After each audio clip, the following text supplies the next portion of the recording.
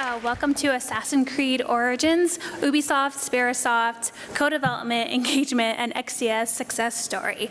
Myself and everyone else here comes to XDS in order to create partnerships that help make good, high-quality games. I like to think of this session as an XDS love story. Back in 2013, two companies met and worked together to co-develop an upcoming well-known title.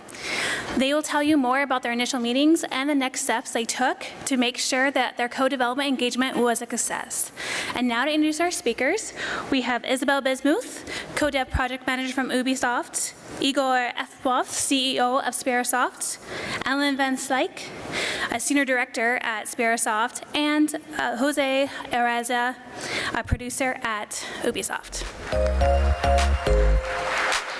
Thank you, Lucy. Hi, everyone. Thank you for being here. My name is Isabelle Bismuth from Ubisoft Montreal. I'm a CODEV project manager, and I work with the Canadian CODEV and outsourcing team. The role of our team is to support at studio level both the internal and external collaborations in our 3 Canadian studios located in Montreal, Quebec City, and Toronto. I'm very happy to be here today with my colleague Jose and our partners from Sperasoft, Igor and Alan, to share with you our journey on Assassin's Creed Origins. Hello everyone, thanks for being here. My part of presentation will be in French, so I'll be talking slow so everybody understands. My name is Igor Efremov. I'm from Sperasoft. I'm CEO of the company. We have locations in Russia, St. Petersburg, Volgograd, Poland, Krakow, United States, San Jose, and Austin. And we are work-for-hire studio specializing on art engineering, full development, full SKU development and co-development. So today's presentation is divided in 2 parts. First, Igor and I will discuss the business side of things and how we built the partnership between our 2 companies. And in the second part, Alan and Jose will walk you through the different stages of this collaboration and the production challenges they met along the way. Let's start, and we're going to go back in time a little this morning, as our story started 5 years ago when Igor, Alan, and myself met for the first time here in Vancouver during the first XDS event. This year, XDS 5th anniversary, as well as the launch of Assassin's Creed Origins coming up next month, was the perfect opportunity to share with you our co-development success story. So back in 2013, Ubisoft was already doing asset outsourcing, so traditional art outsourcing with external partners. So when we first heard about this XDS, it seemed like a good idea to send me out here to learn some best practices that we could use to improve our way of working, and take the opportunity also to meet with actual and potential outsourcing partners. At that time, however, external co-development was not in the cards for us. The main focus was in collaborating internally and in leveraging the expertise in our Ubisoft studios around the world. But I was here, and I was really curious to see with whom the other game developers were collaborating to deliver their scope, given that they could not rely on an internal network like ours. So our journey started when Isabel, Alan, and I met precisely on September 3rd of 2013. That was the very first XDS and the true XDS success story behind this. So I would like to take this opportunity and thank XDS for having the opportunity and chance to meet with Ubisoft and many more opportunities. So during this meeting, we basically sit down and had a chance to formally introduce Sperasoft and our services, our experience and background, and just basically give enough information to start some conversations and some thought process about possible engagement. Immediately, right after that meeting, we basically start filling up the questionnaire in order for us to get into the Ubisoft external vendors database. And quickly, it was basic questions about security, IT, and some company information. So it was quickly done, and we were in that database. And a year later, on the second XDS, we met again, and where we start providing more details, especially on our new line of service co-development. By that time, we already were heavily engaged with EA, FIFA, and NHL on multiple co-development projects. And as a result of those 2.5 years meetings, we basically give enough information to Ubisoft to start looking at their side and see, where's the area of possible partnership and engagement. And then it's in March 2015 that the day happened. So Assassin's Creed Origins was looking for a team to take on their wildlife mandate. For various reasons, at that time, we had no Ubisoft studios available to work on this scope. So this is how, for the first time on an external mandate, I got the green light to start digging into potential external solutions. I knew it would be a challenge to find a partner that would be able to deliver the level of quality we needed, have a team with the right profiles, as we were looking for a full cross-disciplinary team, and be able to start working quickly with us on this project. So as Isabel mentioned, she sent an email to us back in March 2015, and we immediately put the response group in Sperasoft and start basically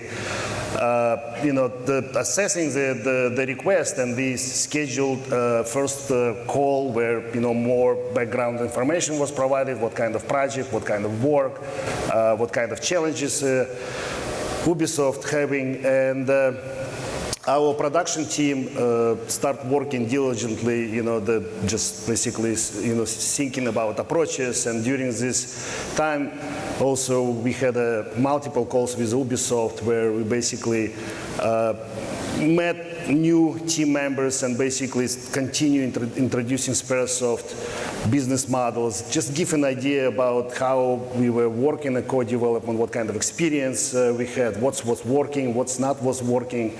At the same time, we basically, to streamline and to save time, we start another round of due diligence in order to prepare network connections and VPN connections.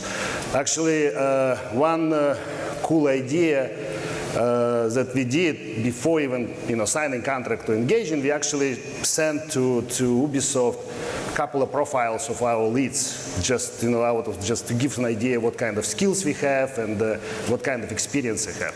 So as a result of this, we basically gave enough information to Ubisoft to understand what kind of engagement, what kind of work we can do, and what part of Sperasoft, what Sperasoft part will be in the production of this game. So as you can easily imagine, the decision to go external was really a big move for Ubisoft. It meant integrating a new partner in our development process, but also having them fully integrated in Anvil. Let's just say that sharing the Assassin's Creed proprietary engine is not something that's taken lightly. So our team needed to, of course, moving out of this comfort zone also brought some resistance. So our team needed to reassure both studio management and various stakeholders. So with the help of various Ubisoft departments, such as IT, legal, purchasing, and security, we really had to define and put in place a specific CODEV process to mitigate those risks. The fact that the senior producer of the Assassin's Creed brand was really eager to try out this new option made all the difference in this adventure. However, some of his team members, and particularly the programmers, were skeptical that this could work, as we had never yet tested our full pipeline, tools, and engine outside of the Ubisoft networks. So once we decided to move forward with Sperasoft, it was time for Ubisoft to share a lot of confidential information in order for Sperasoft to take their leap of faith. Yeah, it was a great leap of faith. So that was if I will be talking about leap of faith and challenges and first steps, I can basically put them in 4 groups that every single vendor service provider dealing with, right? So at that time, we had an extensive experience of working on a co-development projects, but we were engaging into the new relationship with Ubisoft. Sperasoft, prior this engagement work on many AAA projects with a very high quality bar, but again, it was a new engagement. And every time when, especially as a service provider, you entering new relationship and new engagement, you have to prove yourself again, right? You have to basically earn the trust, right? And most importantly, exceed the expectations. That's the first one. The second one, location.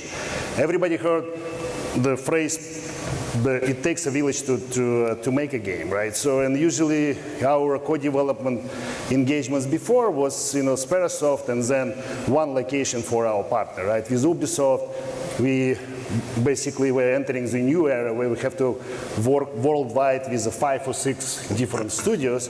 So forget about villages right now. So if it takes like 5 or 6 countries to make a game.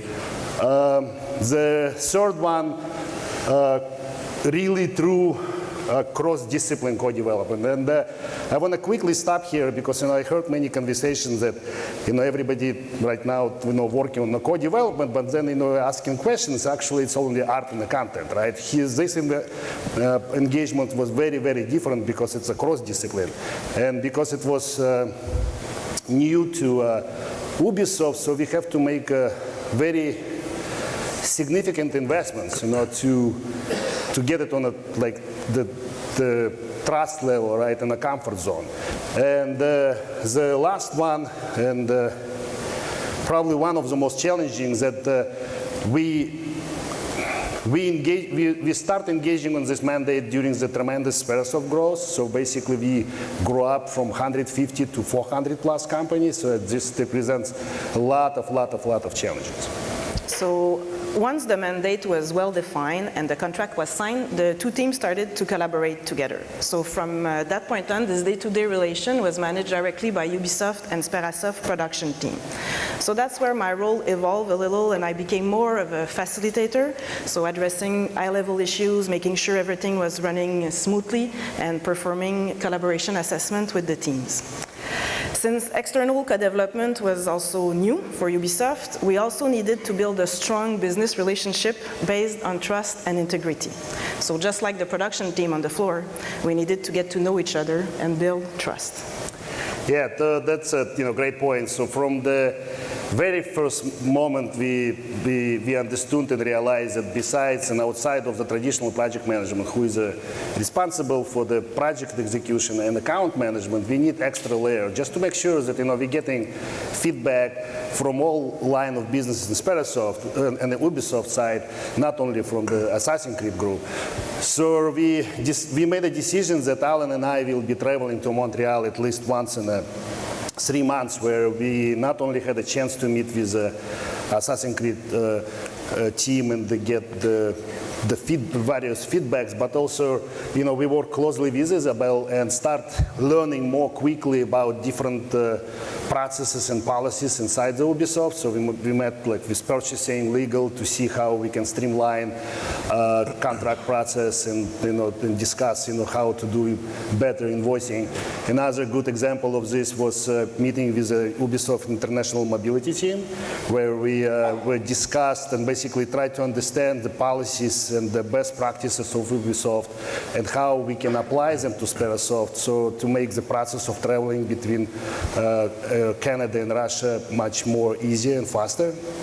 And I want to make emphasis that transparency is a must to any type of partnership and engagement. And we always, coming up front, forward, no matter what kind of challenges, issues were, and we were discussing with Ubisoft as a team and finding the best solution. So I think that was one of the main ingredients of the secret sauce that we developed. Yeah. So as a closing note, although Ubisoft CoDev primary strategy is internal co-development, our recent partnership with Sperasoft had the merit to prove that we could also succeed while integrating an external CoDev studios in our development process. And now to tell you more about this day-to-day collaboration, the lessons learned, and the best practices, please welcome Alan and Jose. Thank you. Thanks. Thank you. Thanks, Isabel and Igor, for the business review. Yeah, so Jose and I are going to review from a production standpoint. So yeah, I'm Alan Van Slyke, head of production at Sperasoft. And I'm Jose Araiza. I'm the producer for the collaboration and co-development on Assassin's Creed Origins. Yeah, and so we'll start with kind of a franchise and mandate review, and then we'll dig in more detail. Yeah, so like I mentioned, obviously there's this little game called Assassin's Creed Origins. Maybe you guys have heard about it. It's a big step in the brand itself. It evolves the brand. It changes some of the core pillars of the game. If you guys saw the trailers, you know that the game takes place in Egypt. It's a fully open world. It's around the era where Cleopatra was ascending to the throne. And there was quite a bit of new stuff that we wanted to try in the game to evolve the brand. Part of that takes us into the mandate that we had with you guys. Obviously, we knew that fauna was going to be a big part of the world, not just because we wanted to have it, but also because it was a big part of the reality of the Egyptians back in the day. Anything from hunting, from farming stuff, to even the religious aspects have a lot of animals included in there. So we knew that the animals needed to be realistic, they needed to be alive, they needed to be complex, and that took us to looking for a partner that could bring Egypt back to life, literally. Yeah. And so from a production perspective, what we're going to do today is break down the development engagement, the collaboration, just chronologically into three big buckets. And we're going to take a look at each of these kind of different time frames and try to point out to you some of the challenges we encountered and some of the improvements, and just kind of give you our our learnings throughout the engagement. And for those of you coming hoping to see some Assassin's Creed Origins Unreleased Media, you're in luck. We have to put together a couple of trailers so that to break up the talk. We'll show you some stuff that's not been released yet, and the game is on the shelves October 27th. October 27th. So thank you to Ubisoft Marketing for letting us show some stuff ahead of the actual shelf date. We appreciate it. So first, let's take a look at the kickoff. So this is after Isabel and Igor have finished all of their contractual and business obligations, and this is kind of the initial first co-development effort for Ubisoft, and this is kind of our initial efforts early on in the project. So you're imagining Ubisoft Montreal and Sperasoft and St. Petersburg, neither of which have very exciting winter travel prospects, I guess. But fortunately, this was in the summertime, and they're both really beautiful cities in the summer, so travel was going to be a piece of cake. But when thinking of which direction we wanted to travel, when we're thinking of assembling these subject matter experts, or this core team from the two teams, which direction we want to travel, we ultimately chose to send people to St. Petersburg. And this is really not because it's a more beautiful city, but because, although it's a very beautiful city, but because we knew that this would act as a forcing function to get all of our technical infrastructure set up. As you heard Isabel mention, and Igor mentioned, there's a big investment in the Anvil engine proprietary to Ubisoft had never gone outside of the Ubisoft network. So we knew that by virtue of sending the core team towards Sperasoft from Montreal, that this would force us essentially to get all of the infrastructure set up, and as well as get all of the developer workstations set up, so that when everybody showed up, we could get straight into development. So the period of time between Isabel and Igor's kind of contractual work and our expectation of the team arriving was measured in weeks, 4 to 6 weeks. And again, Sperasoft spent this time making a huge technical investment. And thinking of the core teams, to paint the picture, these were teams of about 5 to 7 people on each side. Cross-disciplinary kind of subject matter experts from engineering, art, production, project management, but also a representative from the Ubisoft Shanghai studio who was arriving to do the security diligence, both physical and digital security diligence. And the goals were really threefold of this initial introduction of the two core teams. First, to learn everything about the proprietary engine, Anvil, best practices, toolchain pipeline.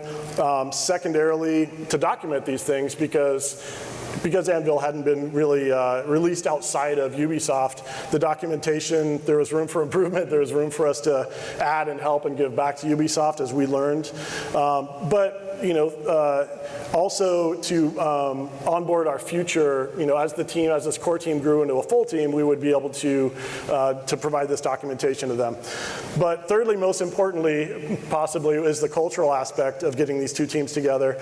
So knowing that we're going to be working together in this engagement, engagement, arm in arm, in the trenches. There's an opportunity for the two teams to get together, to run around through St. Petersburg, after we've put in a hard day of work, and to have some horseradish vodka.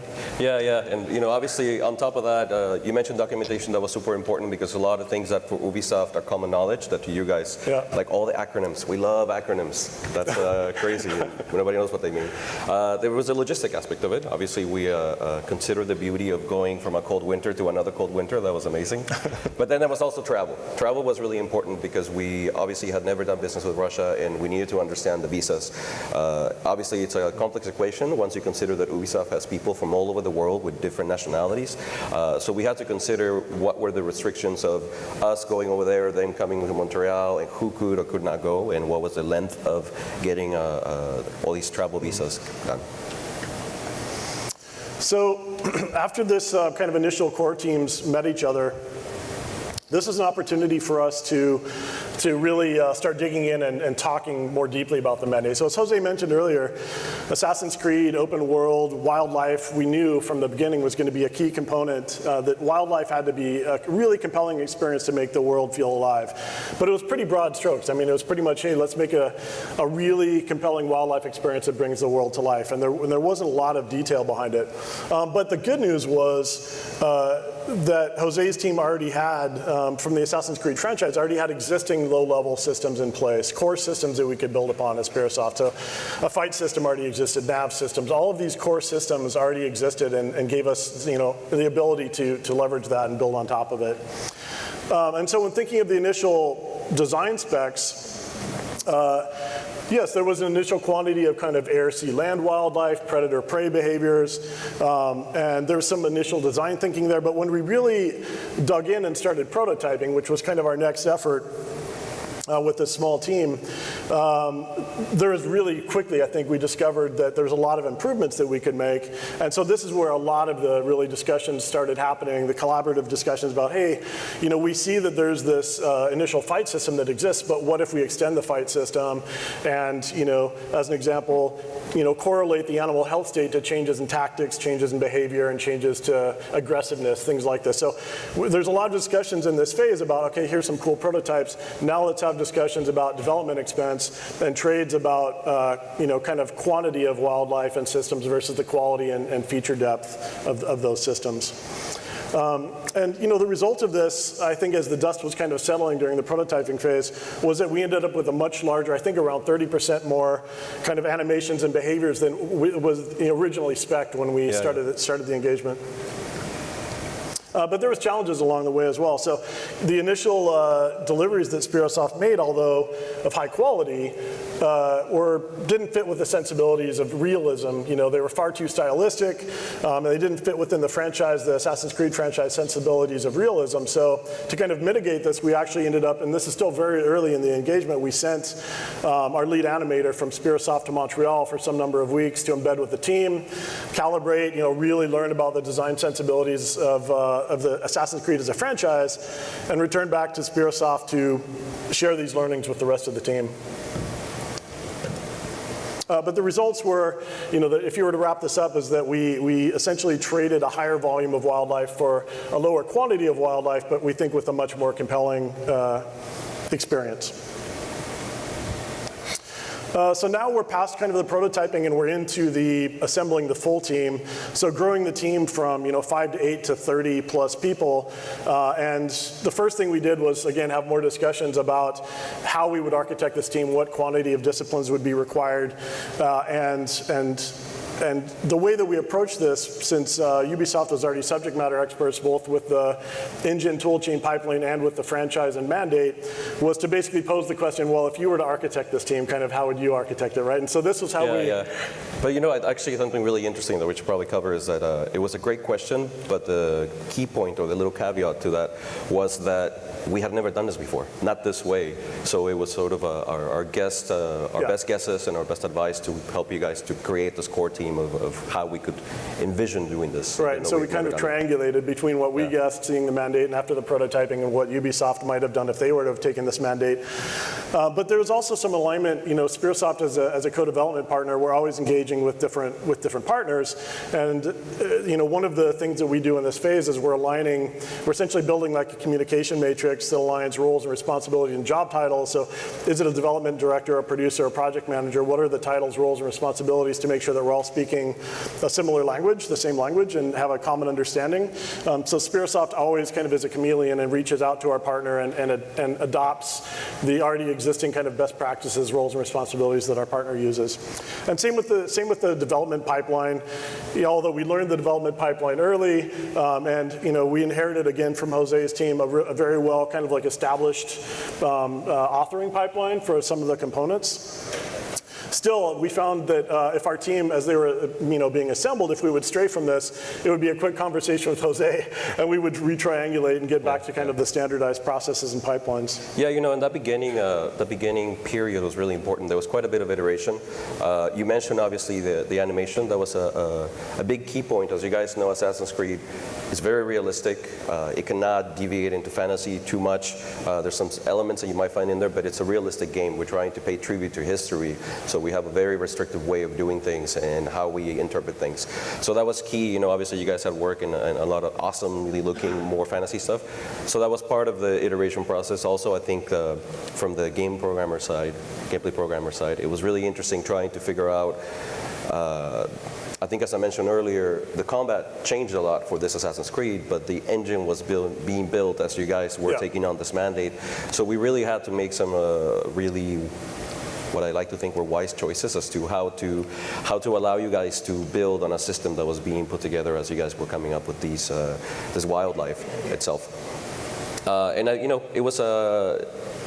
There was a lot of iteration in the beginning, but I think to me, once we got close to our first playable, once you guys took ownership of what we call the FSO, which is the feature sign-off document, to me that was a really key moment because it really showed that you guys were able to not just understand and stand behind the mandate, but really write it down and go through the steps and have the ownership, and not just understand it and own it, but also be able to present it and justify it, which is, I think, a really key element of showing ownership, which actually leads me to the next point. As you guys know, Assassin's Creed, it's a big game. What you may not know is that it's actually made with multiple studios throughout the world. We have Bucharest, Singapore, Shanghai, Sofia, Kiev, and now obviously Sperasoft that has joined us into this production. And the way the game is being built, there's no true way to separate those mandates or to say, well, you work in an insulated mandate and you're kind of on your own and see you back in 6 months or in a year or whatever. So then we do multiple checks throughout the production of the game. Our first FPP, first playable, we invite all the studios to come to Montreal, and they get to talk about their challenges, they get to present what they've worked on, they get to present their FSOs, the feature sign-off documents, and see the direction that they want to go in. And then we literally sit all in a room for a few days and talk about what's happening, how all these things connect to each other. So it's a very key moment to saying, okay, you do understand your mandate. Everybody else understands your mandate, which is also very important. When you guys play the game, you will see that the animals are part of the entire game. And I mean that in every single way. They're not just part of the open world, they're part of missions, they're part of the Gladiator Arena, which you guys have seen. So it's a pretty integrated and meshed mandate. Okay, so at this point we've gone through prototyping, we've assembled the team, and now we're into kind of the meat of the project, the primary kind of development cycle. So when we're running the project and thinking about improvements along the way, there's always, even though Jose's team already had a great set of best practices, tool chain pipeline, things like that, there's always opportunities to improve, and especially on the Sperasoft side, with a variety in our history of partners and engagements, we're always trying to bring slight improvements and tweaks to the table. Things even as simple as for milestone reporting, how we can improve the visibility or the confidence level of each of the deliveries.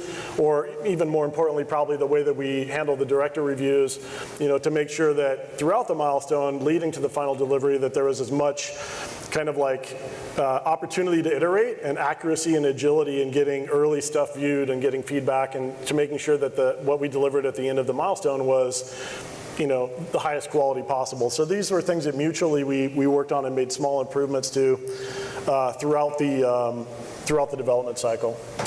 Yeah, you know, and that was very key for me. Once we entered full production, it was obviously clear that that you guys were basically one of us in terms of the production, and every milestone that we had, every document, every metric, anything, you know, from good old Jira to our director reviews, you guys were in step with us, and we were speaking the same language, we were looking at the same reports, we were looking at the same metrics, so there was really little to no mystery at all what you guys were doing. It was, you know, it was really good to have that iteration. Obviously, during that iteration process, we had to be really flexible, and we had to change some of the things that we did. Obviously, planning on paper is awesome, but it doesn't often work out that way. And it was great that because we were so close to each other and we were working so much together, we were able to be flexible and change maybe some priorities or assess really what was more critical in some cases than another, or things that could go to the back burner because we needed to de-risk something or we wanted to focus on something else. I think in the end, obviously, it allows us to work better, more accurately, and have more visibility into what we were doing and understand the risks that we were having to manage day by day. But you know, along the way, there's always, of course, there was continued learning. So you heard Jose mention earlier some of the kind of proprietary Ubisoft mechanics, things like a collaboration summit, where they bring all of the different studios together with all of the different mandates and into one area where they all share their progress, and those happen multiple times throughout the development cycle, and we participated in multiple of those. Those are really valuable. Technical summit is a really similar kind of thing where everybody gets together and looks at the tool chain and the pipeline anvil, not only how are we using it and making sure that the way that we're using it today is the most effective, but also looking forward to, hey, if we know that one of these underlying systems like the fight system or something is going to be re-architected or refactored in the future that might be a dependency to the wildlife system sitting on top of it, these are opportunities to bring everybody together and align and make sure that we can see these things before the refactoring happens, right, and understand what the implications are going to be to our system sitting on top of foundational components. Travel, of course, is critical. There were some hits and misses here. I think, as Igor mentioned earlier, at a management level, we traveled to Montreal quarterly, and we were really transparent and had great conversations both directions about where we were doing well, where we had room to improve, and this was a continued kind of investment that we made at a management level.